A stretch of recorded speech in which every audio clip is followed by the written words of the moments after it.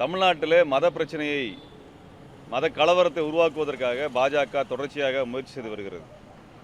தமிழ்நாட்டுக்கு நிதி தராமல் தமிழ்நாட்டுடைய திட்டங்களை எல்லாம் முடக்கி வைத்துவிட்டு மதுரைக்கு எய்ம்ஸ் மருத்துவமனையும் வரவில்லை, அங்கே மெட்ரோ ரயில் திட்டமும் வருவதற்கான நிதியை ஒதுக்காத பாரதிய ஜனதா கட்சி அங்கே என்றும் இல்லாத ஒரு சிக்கலாக இந்த சிக்கந்தர் மலை பிரச்சனை என்று திருப்பரங்குன்றத்து பிரச்சனையை பெரிதாக்க விரும்புகிறது. திட்டமிட்டு பெருசாக்குறாங்க. மக்களுக்கு இதில் உடன்பாடு கிடையாது. அங்கே ஆடு கோழி பலியிடுவது என்பது தமிழ்நாட்டிலே எங்களது வழக்கம். எங்களுடைய குடும்பத்திலும் இங்கே அனைவரும் தமிழர்கள் அனைவருமே வணங்குகின்ற தெய்வத்துக்கு இதுபோல் ஆடு கோழி கிடா நேர்ந்து விடுதல் பலி கொடுத்தல் என்பது இயல்பாகவே நடக்கக்கூடிய விஷயம்.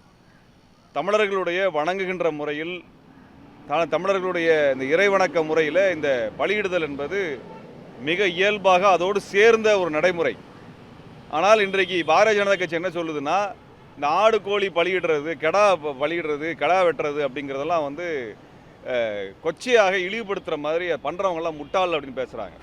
தமிழ்நாட்டில் பெருந்தரப்பான மக்கள் இந்த ஆடு கோழி கெடா நேர்ந்து விடுதல் பலியிடுதல் அப்படிங்கிறது அவருடைய குடும்ப முறையாக, வழக்க முறையாக, அவருடைய நம்பிக்கை முறையாக இருந்து வருகிறது.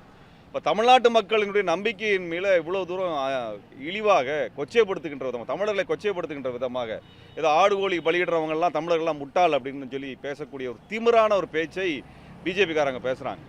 பிஜேபிக்காரங்க நாங்கள் பார்த்து கேட்குறோம், உங்கள் குடும்பத்தில் ஆடு கோழி பலியிடுவதெல்லாம் நடந்தது இல்லையா, அல்லது கெடா நேர்ந்து விடுதல் நடந்தது இல்லையா? உங்களுடைய இங்கே இருக்கக்கூடிய நம்ம ஊர் கோயிலுக்கும் நமது தெய்வங்களுக்கும் இதெல்லாம் பண்ணுறது இல்லையா? அப்படி உங்களுக்குலாம் பண்ணுறதுக்கு விருப்பம் இல்லைன்னா நீங்கள் எங்கே உங்களுக்கு அந்த மாதிரி இருக்குதோ அங்கே போயிருங்க. தமிழ்நாட்டில் உங்களுக்கு இடம் இல்லை. தமிழ்நாட்டுடைய பழக்க வழக்கத்தை ஏற்றுக்கொண்டு இருக்க முடியலன்னா பிஜேபிக்காரங்க இங்கே இருக்கணும்னு அவசியம் இல்லை. நாங்கள் கட்டாயப்படுத்தலை. பிஜேபி தமிழ்நாட்டுக்கான கட்சியும் இல்லை, தமிழர்களுடைய ஆதரவை பெற்ற கட்சியும் இல்லை. உங்கள் தலைவர்களுக்கும் எங்களுக்கும் எந்த சம்மந்தமும் இல்லை. உங்கள் கட்சிக்கும் தமிழ்நாட்டுக்கு எந்த சம்மந்தமும் இல்லை. தமிழ்நாட்டுக்கு நல்லது பண்ணுனாக பிஜேபியில் ஒரு தலைவரை கூட இன்றைக்கு ஒரு பிஜேபிக்காரங்களால் காட்ட முடியல. அப்படிப்பட்ட கட்சி தமிழ்நாட்டுக்குள்ளே எதுக்கு கலவரத்தை கொண்டு வருது? நாங்கள் இங்கே அண்ணன் தம்பியாக, சகோதரனாக, சகோதரிகளாக நாங்கள் வாழ்ந்து வருகின்றோம். எங்களுக்கு எந்த விதமான எங்களுக்குள்ள எந்த பிரச்சனையுமே கிடையாது. இன்றைக்கி ஏற்கனவே ஒரு 4 நாளுக்கு முன்பாக இந்து முன்னணிக்காரன் ஒரு மதவெறியை தூண்டுகின்ற வகையில் தமிழர்களுக்குள்ளாக தமிழனை மத ரீதியாக அடித்து கொள்ளுகின்ற வகையில் ஒரு பிரிவினைவாத பாடலை வெளியிட்டிருந்தாங்க. காவல்துறைக்கு நாங்கள் அது குறித்தான தகவலை தெரிவித்தோம். உடனடியாக அது நீக்கப்பட்ட உடனே இன்றைக்கி வேறொரு பாட்டை கொண்டாந்து போட்டிருக்கான். அதில் மோசமாக இங்கே தமிழ் சகோதரர்களை படுகொலை செய்யணும், தமிழர்களை படுகொலை செய்யணும், அதில் ரத்தத்தை அதை காமிக்கிறான். ரத்தம் சொட்ட தமிழர்களை படுகொலை செய்யணும்னு காமிக்கிறான். தமிழ்நாட்டில் இருந்துட்டு தமிழனை படுகொலை செய்யணும், அந்த தமிழனுடைய ரத்தத்தை நாங்கள் பலி எடுப்போம் அப்படின்னு பேசக்கூடியவனை நாங்கள் எப்படி அனுமதிக்கிறது? அதனால் காவல்துறைக்கு தெரிவிச்சிருக்கிறோம், இங்கே தமிழர்கள் எந்த சாமியை கும்பிட்டாலும் அவங்க தமிழர்கள் தான். அவர்களுக்குள்ளாக எந்தவித வேறுபாடும் கிடையாது, எந்த விதமான மாறுபாடும் கிடையாது, எங்களுக்குள்ள எந்த பகையும் கிடையாது. தேவையில்லாமல் வடநாட்டிலேருந்து இங்கே கலவரம் பண்ண நினைக்கிறது, வடநாட்டிலேருந்து இங்கே சிக்கல் பண்ண நினைக்கிறது, புதுசாக இங்கே மக்களுக்குள்ளாக பிரிவினை கொண்டு வர நினைக்கக்கூடிய பிஜேபியை தமிழ் மக்கள் நிராகரித்து தான் வச்சுருக்கிறாங்க. இந்த இடத்துல நாங்கள் எதை சொல்ல விரும்புகிறோன்னா, பிஜேபியோட தலைவர்களே தமிழர்களை முட்டாள்னு பேசுகிறாங்க. ஒரு மாநில தலைவர், பிஜேபியோட மாநில தலைவர் எவ்வளோ திமிரு இருந்தால் தமிழனை முட்டாள்னு சொல்ல முடியும்? ஆடு கோழி கெடா பலியிடுறதெல்லாம் பண்ணக்கூடிய தமிழனெல்லாம் முட்டாள்னு நம்ம சொல்கிறோன்னா தமிழன் பார்த்துட்டு சும்மா இருப்பானா? நீங்கள் பண்ணக்கூடிய இந்த அகங்காரத்துக்கும் இந்த ஆணவத்துக்கும் எங்களுக்கு நிதி தர மாட்டேன், கல்விக்கு நிதி தர மாட்டேன், நாங்கள் கொடுத்த பணத்தை எங்களுக்கு தரதில் உங்களுக்கு என்னையா பிரச்சனை? இன்கம் டேக்ஸில் மட்டும் 1,18,000 கோடி ரூபா அந்த 2 வருஷத்துக்கு முன்னாடி வாங்கியிருக்கிறீங்க. வெறும் இன்கம் டேக்ஸ் மட்டும் ஜிஎஸ்டி காசுலேருந்து எல்லாத்தையும் எடுத்தோம்னா வருஷத்துக்கு 3 லட்சம் கோடி 4 லட்சம் கோடி வாங்குறீங்க. வருஷத்தில் 3 லட்சம் 4 லட்சம் கோடி தமிழ்நாட்டுக்காரன் கொடுக்குறான். அதில் எங்களுக்கான நிதியை 2,000 கோடியை எங்களோட பிள்ளைங்க படிக்குது, பள்ளிக்கூடத்துக்கான நிதியை கொடுறான்னா அதுக்கு கொடுக்க மாட்டேங்கிற. யார் வீட்டு காசு? உங்கள் அப்பா வீட்டு காசா? நான் கேட்போமா இல்லையா? மோடியை பார்த்து கேட்போமா இல்லையா? கல்வித்துறை அமைச்சர் பேசுகிறார், பேசுகிறார் அவர் தர்மேந்திர பிரதான் கேட்கணும்னு நினைக்கிறேன். இதெல்லாம் உங்கள் வீட்டு காசா? அது நீ சம்பாதிச்சு கொடுக்குற காசா? அது யார் வீட்டு காசு? நாங்கள் சம்பாதிச்சு நாங்கள் ஜிஎஸ்டி கட்டுறோம், நாங்கள் இன்கம் டேக்ஸ் கட்டுறோம், நாங்கள் சுங்க வரி கட்டுறோம், இங்கே ரோட் டேக்ஸ்லேருந்து எல்லா வரியும் எங்கள்கிட்ட வாங்கிட்டு இருக்கு. அந்த காசெல்லாம் எங்கள் வீட்டு காசு. இது என்ன திமிர் இருந்தால் நாங்கள் உங்களுக்கு பணம் தர மாட்டோம் அப்படின்னு சொல்லி பேசுவீங்க. அது பேசிட்டு இங்கே இருக்கக்கூடிய தமிழனெல்லாம் ஆடு கோழி பலியிடுறவனெல்லாம் முட்டாள்னு பேசுவீங்க. பிஜேபிக்காரங்களுக்கு இந்த தைரியத்தை யார் கொடுத்தது? தமிழ்நாட்டில் தமிழனை முட்டாள்னு சொல்லி இருந்துட முடியுமா? நீ இங்கே ஆடு கோழி பலியிடுறதெல்லாம் எங்களோட வழக்கம்யா. பிடிக்கலன்னா வெளியே போயிரு, பிடிக்கலன்னா இங்கே இருக்காத, உன்னையெல்லாம் இருன்னு நான் கேட்கல.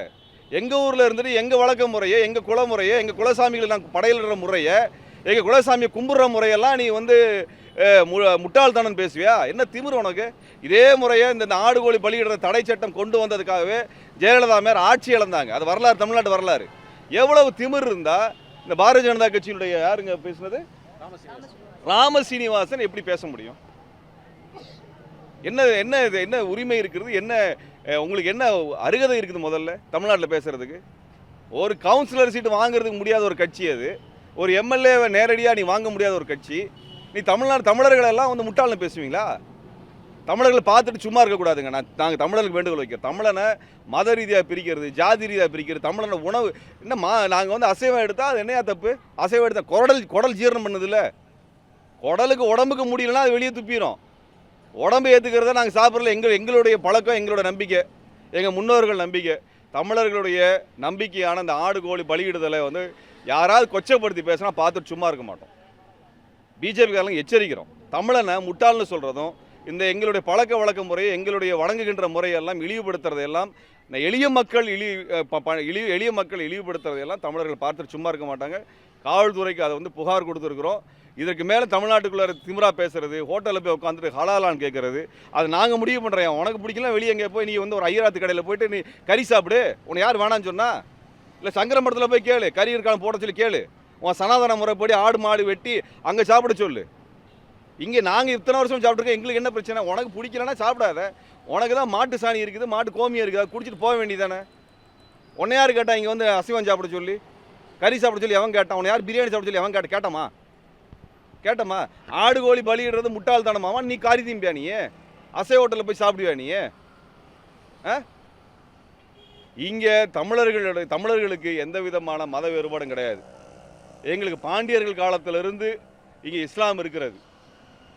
இங்கே தர்கா வழிபாட்டு முறைங்கிறது எங்கள் வாழ்க்கையோடு சேர்ந்த வழிபாட்டு முறை.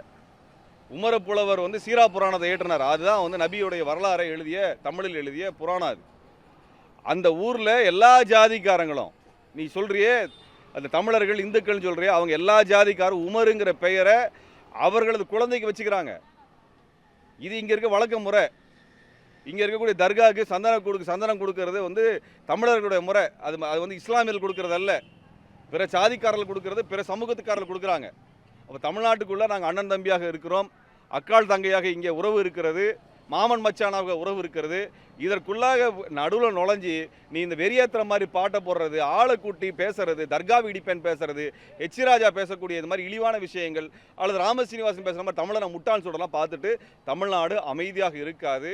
இதை பாரதிய ஜனதா கட்சிக்காரங்களோ அந்த தலைவர்களோ புரிந்து கொள்ளவில்லை என்றால் தமிழ்நாடு கடுமையான எதிர்ப்பை அடுத்து வர தேர்தலை காமிப்பாங்க.